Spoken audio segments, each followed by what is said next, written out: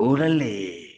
Kembali kita sekali lagi dalam rancangan Orale bersama saya, your host Pat Mashima, a.k.a. Paso Homie. Hari ini saya berada dengan Pak Munawir di Lapis Kaca. Tapi sebelum tu, aku nak promote kat korang ni. Barang terbaru Pak Munawir daripada Lapis Kaca ni. Barang Kita terbaru. ada Raiders Nation. Kain dia 200 GSM, memang heavy duty ni guys. Kau tengok collar dia terletak. Harga dia sekarang 250 guys. 250 korang boleh dapatkan dekat Lapis Kaca. Macam mana dapat? Follow diorang kat Instagram. Follow diorang dekat TikTok. Lapis Kaca. Lapiskaca. Lapis Kaca. Dapatkan baju ni sekarang ni. Tengah hangat di pasaran katanya. Ada hitam, ada putih. Jadi seperti kehidupan kita yang penuh dengan hitam dan putih. Jadi kita teruskanlah perbincangan kita dengan Pak Munawir pada hari ini. Pak Munawir, terima kasih. Orale.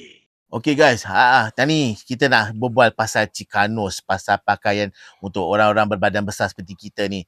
Saya nak tanyalah Pak Munawir tentang cerita tadi. Saya minat tentang ruqyah, pengubatan kan. Kena sihir ke saka ni. Pengalaman Pak Munawir. Sejak bila yang Pak Munawir dah berkecimpung dalam benda-benda macam ni? Okey. Sebelum saya mulakan, saya ada trademark saya, di mana trademark ni adalah sangat bagus. Okey. Daripada utara membawa sejahtera, daripada selatan membawa rakan-rakan, daripada barat membawa berkat, daripada timur membawa makmur. Syukur kepada Allah Subhanahu wa taala, kita masih lagi dapat bertemu dalam sembang-sembang begini, dalam orang kata apa, dalam sembang yang alam maya begini. Itu tandanya rahmat Allah kepada hamba-hambanya yang dia sayang. Macam mana kita nak membalasnya? Cukuplah kita bersyukur dengan nikmat yang Allah berikan kepada kita. Alhamdulillah. Baik Abang Pat, tadi Abang Pat cakap dengan saya tadi, daripada mana, bilanya saya berkecimpung dalam perubatan ni. Sebenarnya berkecimpung dalam perubatan ni adalah sebenarnya datang daripada arwah datuk saya sendiri. Sebenarnya arwah datuk saya ni salah seorang perawat, salah seorang bomoh, dan dukun lah kita panggil, di kampung. Jadi ketika itu, Allahumma salli Muhammad, saya di dalam keluarga arwah datuk saya, kami ni ada 11 orang anak-anak. Anak dia lah. Jadi anak, cucu, cicit. Jadi saya seorang je yang ikut dia. Jadi saya mula belajar tentang perubatan ketika umur saya 5 tahun. Di mana saya macam mana tengok arwah datuk ni buat herba. Dan keluarga saya sendiri pun, mak ayah saya sendiri pun seorang tukang urut. Gabungan Siam dan Melayu. Jadi dalam keluarga saya ni, saya pula yang berminat ke arah perubatan yang hardcore ni. Jadi ketika itulah saya cuba belajar tentang perubatan. Sebenarnya perubatan ni sebab saya suka dengan benda-benda mistik. Jadi satu masa tu saya dilahirkan sebegini daripada kecil. Maksud saya daripada kecil tu daripada dalam perut lagi. Saya mencari perubatan. Orang tua saya cari macam mana nak rawat Pak Munawir ni. Kalau nak cerita pasal duit memang Mampet, memang kalau cerita pasal ratus ribu juta pun habis. Sebab arwah datuk sampai jual tanah, jual bendang semata-mata nak merawat cucu dia. Jadi sehinggalah umur saya meningkat ke 16 tahun, saya cakap dengan mak saya, cukup, tak payah lagi nak berubat. Sebab apa? Saya pegang 4 benda ni. Hidup, mati, jodoh, rezeki, semua kat tangan Tuhan. So, daripada situlah saya mulalah misi mencari ubat untuk saya. Kat situ kenapa tau? Sebab apa Pat? Saya fikir, kalau kat dunia ni tak ada ubat untuk aku, pasti akan ada ubat dekat alam lain. Sebab apa? Kenapa alam lain? Ini mesti banyak tengok cerita hantu lah apa semua. Tak. Allah menjadikan dunia alam nyata dan alam gaib. Di alam nyata, kita yang nyata yang membuat kerja nyata. Di alam gaib ni, kita ada alam yang kita tak nampak dengan mata kasar kita. Iaitu alam-alam jin. Macam mana para wali Allah yang dihijabkan mata kita supaya tak nampak benda tu. Jadi saya pun cubalah mencari perubatan, mencari alternatif. Dan ketika itu saya belajar dengan beberapa guru dan saya dapat bersuluk ketika itu di Gunung Jerai. Dan ketika itulah saya tak tahu Allah SWT. Dan ketika saya berzikir, saya rasa macam, wah, aku kat mana sekarang ni? Sebab dah tak nampak kat dunia kita kat dunia lain. Daripada situlah saya bertemu dengan beberapa orang yang menjumpa saya, mengajar saya berubat. Jadi bila saya tersedar tu sebenarnya saya hilang. Dekat Gunung Jerai tu? Ya, saya hilang. Jadi alhamdulillah, syukur kepada Allah, Allah melindung saya. Dan ketika itu bila saya sedar apa yang saya dapat, saya boleh mengubah orang. Erti kata lain, mencari ubat untuk diri sendiri. Rupa-rupanya saya dapat mengubat orang. Kira kan waktu yang kat Gunung Jerai tu, Ya. Pak Munawir ni hilang. Ya, hilang. Orang cari, tak jumpa. Sebenarnya kalau ikutkan memang ada orang cari. Orang cari lah. Kehilangan saya tu tak terasa sebab tak lama.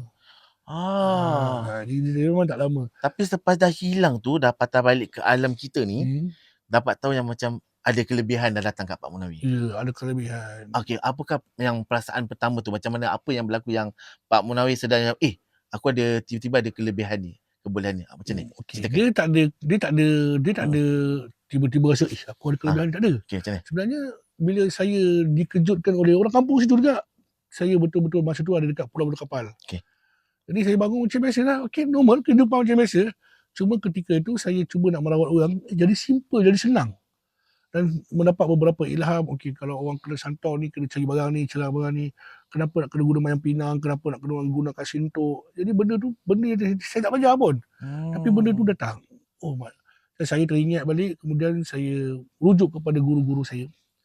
Alhamdulillah, katanya cuba buat solat istikharah, minta petunjuk kepada Allah, semoga Allah berikan petunjuk. Dan saya amalkan benda tu berturut-turut lah. Erti kata lain, dalam 44 hari tu saya buat solat istikharah, solat semua, dan saya dapat gerak satu mimpi yang di mana saya diajar untuk merawat orang. Daripada situ jugalah Abang Pat, saya tengok, aku tak puas babe. Umur kita baru berapa tahun time tu kan. Kita orang muda, memang takkan puas benda-benda macam tu.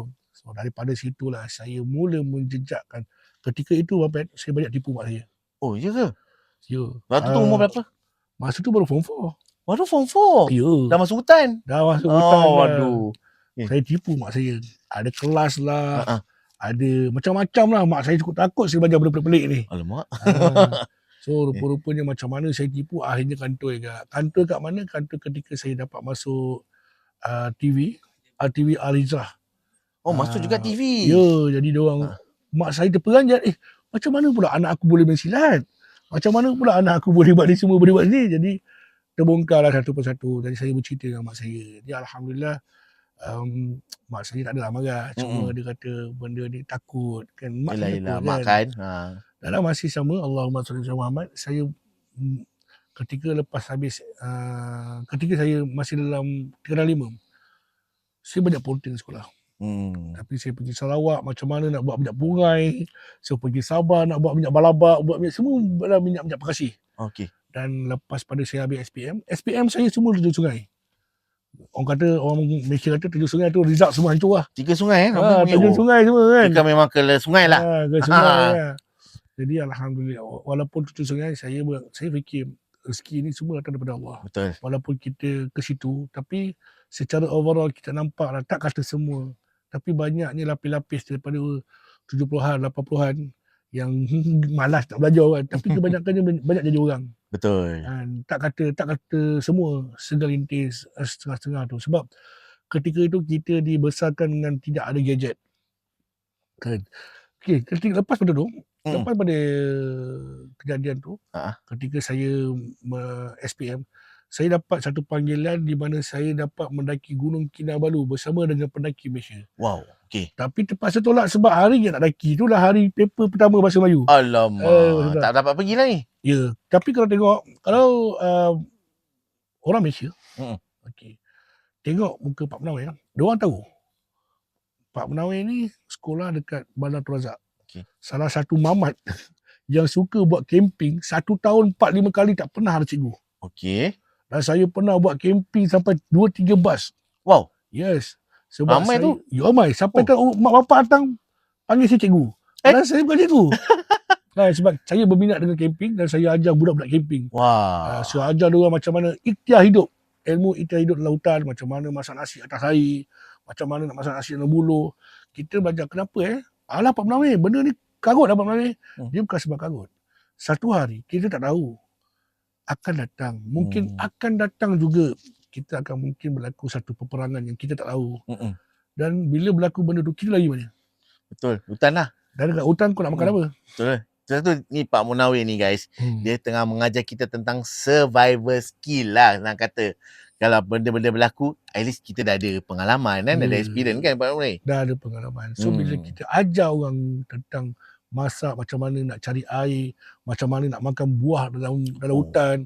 So guys, kalau korang masuk hutan, kita nak makan satu benda, tengok monyet. Kalau monyet nak makan luar, jangan makan. Itu benda beracun. Itu satu benda yang simple. Yang kedua, sesatlah hutan. Macam mana nak buat?